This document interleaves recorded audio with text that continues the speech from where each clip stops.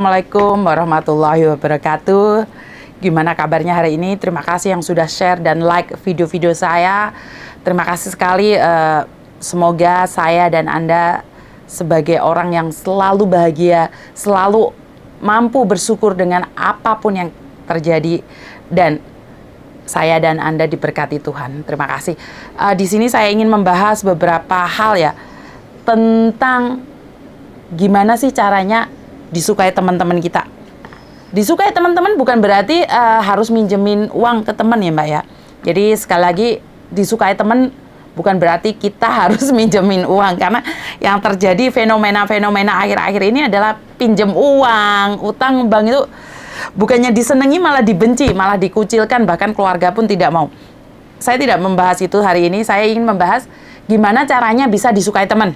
Satu, tindakan harus kita selaraskan dengan apa yang kita ucapkan. Jadi omonganmu itu podo karo apa yang kamu lakukan. Jadi ojo omong gede-gede, buktinya nggak ada. Itu nggak butuh, orang itu nggak butuh, temanmu itu nggak butuh gitu loh. Yang kedua, menjadi pendengar yang baik. Jadi saat teman-temanmu curhat, saat teman-temanmu mengatakan sesuatu, itu ada hal bagusnya loh Mbak. Kenapa? Nambah ilmu kita.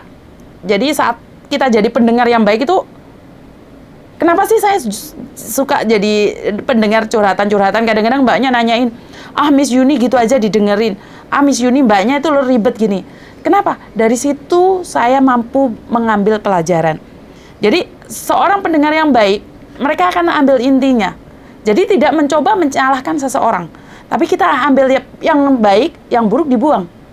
Jadi itu pendengar yang baik ya. Dan yang ketiga, bicara dengan maksud dan tujuan yang jelas. Jadi ngomong nggak ngalor ngidul dan bergosip-gosip ria ya. Jadi ingat apa yang saya katakan ini dari beberapa buku yang saya ambil dan saya cuma rangkum aja. Ini yang penting ya, soalnya mbak-mbaknya pasti juga nggak mau dengerin omongan yang nggak karu-karuan juga. Jadi yang ketiga adalah bicara dengan maksud dan tujuan yang jelas.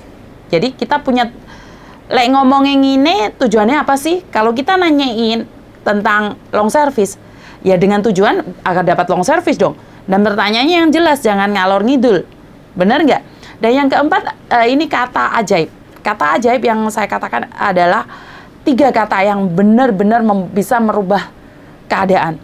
Maaf, tolong, dan terima kasih. Saat kita meminta maaf bukan berarti kita salah.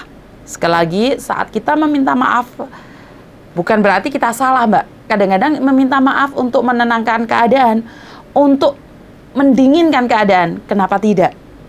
Minta tolong dengan kata-kata, please, bukain pintu dong. Tolong bukain pintu. Itu kan lebih enak didengarnya. Dan yang ketiga, terima kasih sudah membantu saya. Terima kasih sudah memberikan informasi. Terima kasih sudah datang. Terima kasih sudah ngejeng saya makan. Terima kasih kopinya. Jadi ucapan terima kasih itu salah satu kata kunci ajaib di dunia ini ya. Jadi 3 kunci ajaib yang sangat hebat menurut saya. Maaf, tolong, dan terima kasih.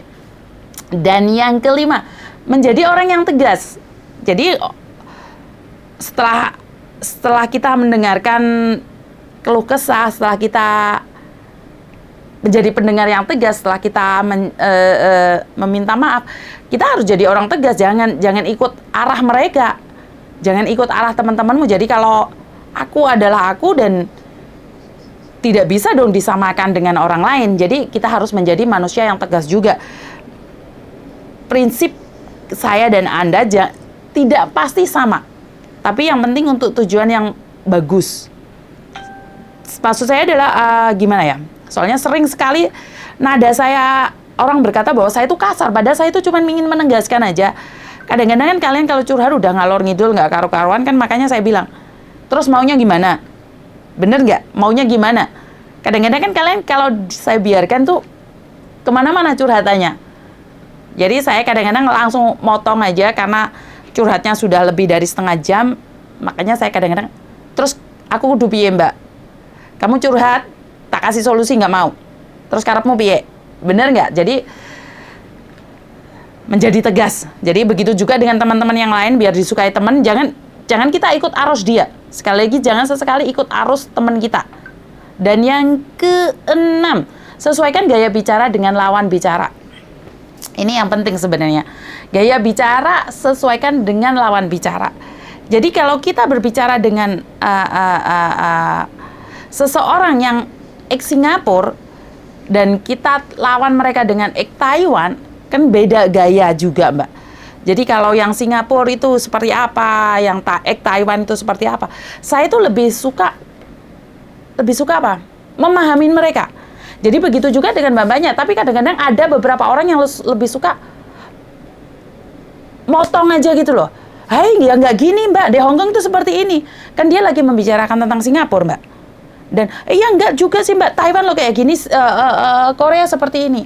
Jadi sekali lagi karena kita bergaulnya di sini kan semua teman-teman kita ada yang ek, ada yang tidak ek, ada yang sudah berpengalaman, bahkan ada yang kuliah, maksudnya ada yang pendidikannya lebih tinggi, ada yang cuman pendidikan SD, SMP, bekerja di sini.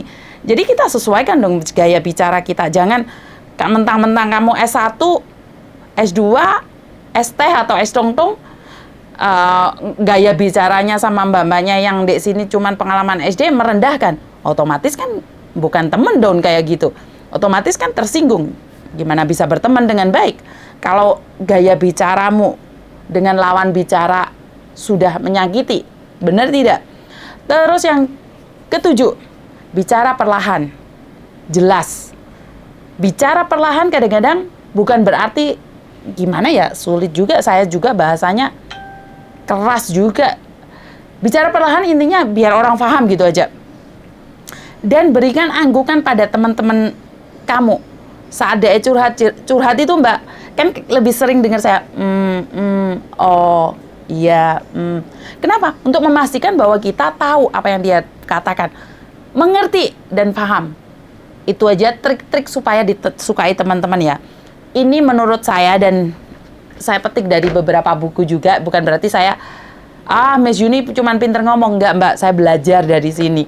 Jadi itu aja dari saya, terima kasih. Jadi buat teman-teman yang lain, teman-teman di luar sana, jika ingin punya teman yang sehati, yang selaras, yang memahami satu sama lain, ambil trik saya yang tadi ya. Jadi 8 trik supaya punya teman baik, bukan teman baik saat pinjam utang.